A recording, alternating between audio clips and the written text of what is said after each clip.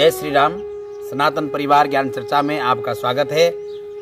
नित्य प्रतिदिन की भांति आज भी हम लोग सत्संग में बैठे हुए हैं। आज एक सज्जन का प्रश्न आया है कि महाराज जी, भगवान से क्या मांगा जाए, भगवान से क्या मांगना चाहिए।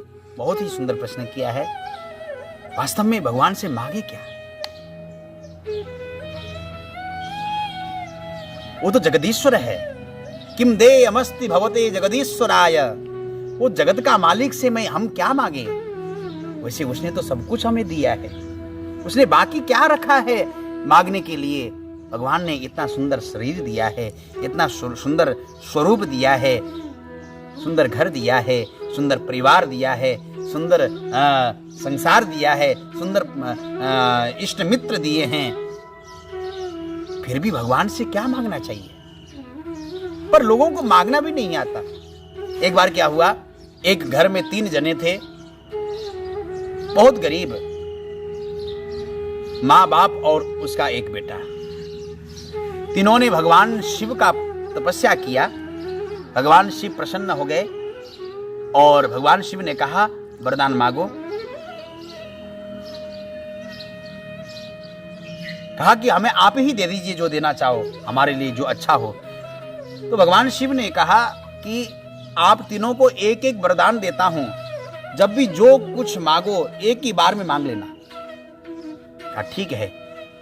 तीनों माँ बाप और वो बेटा तीनों घर लौट कर आए और एक एक साथ में वरदान लेकर आए। एक दिन क्या हुआ, उस बच्चे की माँ बाप बूढ़े हो गए थे। उस माँ ने देखा कि एक राजा की सवारी निकल रही थी। वहां पर सुंदर सुंदर स्त्रियां नृत्य करते हुए और जा रही थी। तब उस स्त्री के मन में हुआ, देखो कितनी सुंदर स्त्रियां हैं और मैं कितनी काली हूं, कितनी कुरूपा हूं, लोग मुझे देखना पसंद नहीं करते। क्यों ना मैं भगवान से सुंदरता ही मांग लूं। भाई, स्त्रियों को सुंदरता प्रति आकर्षण रहता है। उस स्त्री ने भगवान शिव से प्रार्थना किया कि प्रभु मुझे बहुत सुंदर स्वरूप प्रदान करिए, मैं सुंदर बनना चाहती हूं।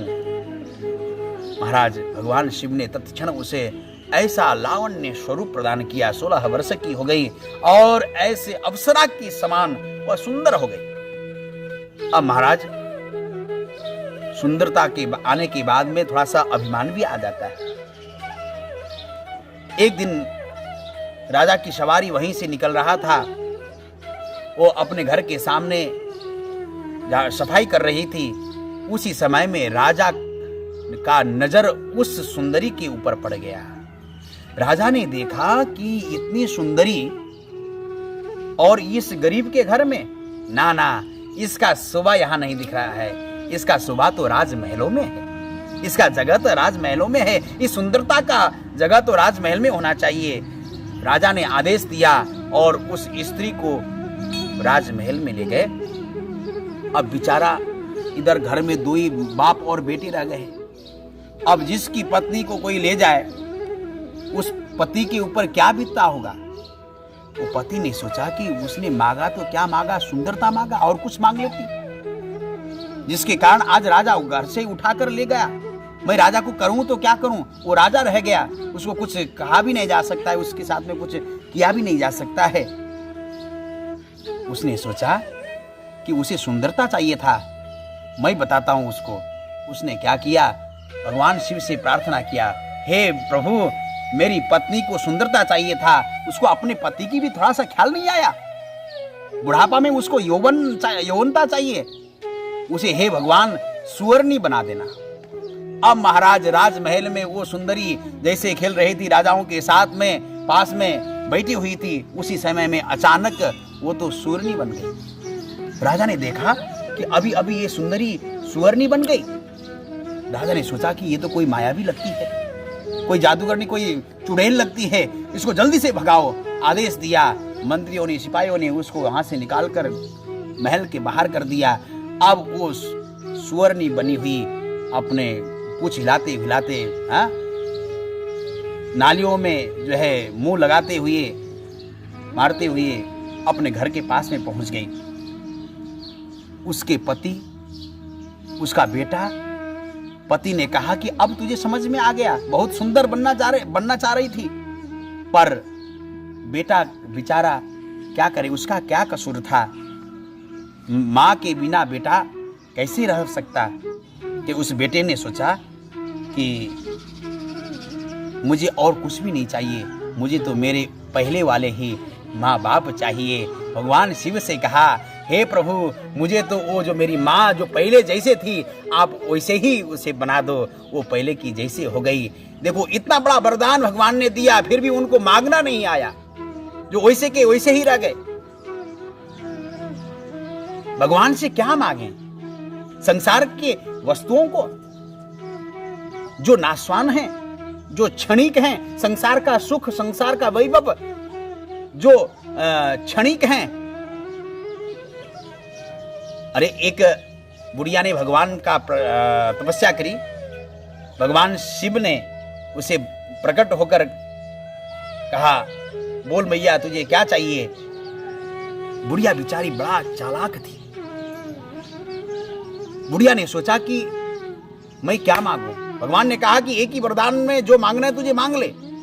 उस बुढ़िया ने सोचा मैं क्या मांगू, एक ही वरदान में क्या क्या मांगू, संसार में मुझे तो सब कुछ चाहिए। बेचारी गरीब थी, निर्धन थी, उसका बेटा था, उसका अभी शादी नहीं हो पा रहा था और जीवन में दुख ही दुख था।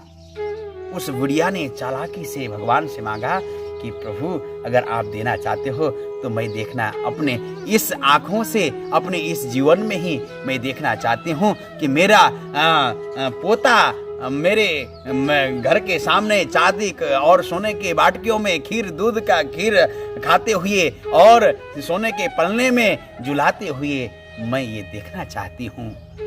भगवान शिव ने कहा, देखो बुढ़िया कितनी चालाक है, उसने एक ही बार में सब कुछ मांग लिया। हाँ, बेटे का शादी नहीं हो रहा था, बेटे का शादी मांग लिया, धन नहीं था, धन वैभव मांग लिया। भाई सोने और चांदी की कटोरी में पोता पोती तभी तो भोजन करेंगे, खीर खाएंगे, जब उसके पास में खूब धन संपत्ति होगा। कई लोग ऐसे चालाक भी हैं, पर परमात्मा से क्या मांगे, उस दाता से क्या मांगे। एक बार क्या हुआ, एक राजा ने अपने प्रजाओं को बुलाया और प्रजाओं को बुला करके कहा कि आज मैं अपने प्रजाओं से खुश हूं, और उसने अपने तिजोरी को, खजाने को खोल दिया और सभी प्रजाओं से कहा कि तुमको जो जो वस्तु चाहिए उस वस्तु में हाथ लगा दो, वो तुम्हारा हो जाएगा। पर ध्यान रखना, एक ही वस्तु पर हाथ लगाओगे। ठीक है। अब महाराज गांव के कोई जो धनाढ्य थे, अलग अलग प्रकार के लोग थे, किसी को किसी की जरूरत थी, किसी को किसी की जरूरत थी, किसी को गाड़ी की जरूरत थी, किसी को हीरे मोहरे की जरूरत थी, किसी को मोती के माला की जरूरत थी, किसी को अन्न धन भंडार की जरूरत थी, किसी को गाय भैंस की जरूरत थी, किसी को घोड़ों की जरूरत थी, किसी को हाथी की जरूरत थी। सभी ने उस पर हाथ लगा दिया और वो उसी का हो गया। राजा ने कहा ले जाओ, और सब लोग हाथ लगाते हुए ले जाने लगी।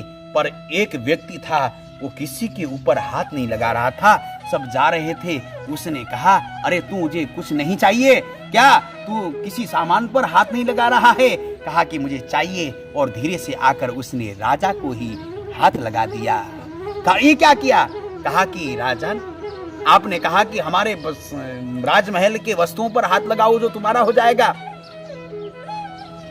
पर मैंने सोचा मैं कौन सा, मुझे तो सब कुछ चाहिए, मेरे जीवन में तो सब कुछ जरूरत है, एक चीज से मेरी पूर्ति होने वाली नहीं है। मैंने सोचा कि जब मैं राजा को हाथ लगा दूंगा तो राजा का साम्राज्य, सब राजा मेरा हो जाएगा और इसका साम्राज्य मुझे मिल जाएगा और मेरे जीवन में सब कुछ मिल जाएगा। तो ठीक उसी प्रकार से उस व्यक्ति ने बुद्धिमानी से जिस प्रकार से राजा को हाथ लगाया, उसी प्रकार से भगवान से मांगना हो तो प्रभु से वही मांगो जो जगत का मालिक है। अगर उसे ही आप मांग लोगे तो फिर आपके संसार में कुछ मांगने की जरूरत नहीं है। तेरा तुझको अर्पण क्या लागे है मेरा। संसार में मेरा कहने के लिए कोई वस्तु ही नहीं है, सब कुछ उसी परमात्मा का है, उस जगदीश्वर का है, उस जगन्नाथ का है। जब हर वस्तु का स्वामी परमात्मा है, वो मालिक है, तो हम किस किस वस्तुओं को मांगते फिरेंगे। ये संसार की नाशवान वस्तु तो आज मांगेंगे कल खत्म हो जाएगा, फिर परसों हम क्या करेंगे? इसीलिए जो इस संसार के रचयिता है, जो पालनहार है, जो सारे जीवों को, सारे प्राणियों को जो पालन कर रहा है, अगर उसे ही मांग लिया जाए तो फिर संसार में किसी चीज की कोई कमी नहीं पड़ेगा और किसी से कुछ मांगने की जरूरत नहीं पड़ेगा। इसलिए यदि परमात्मा से मांगने का अवसर मिले तो उसी को ही मांग लो।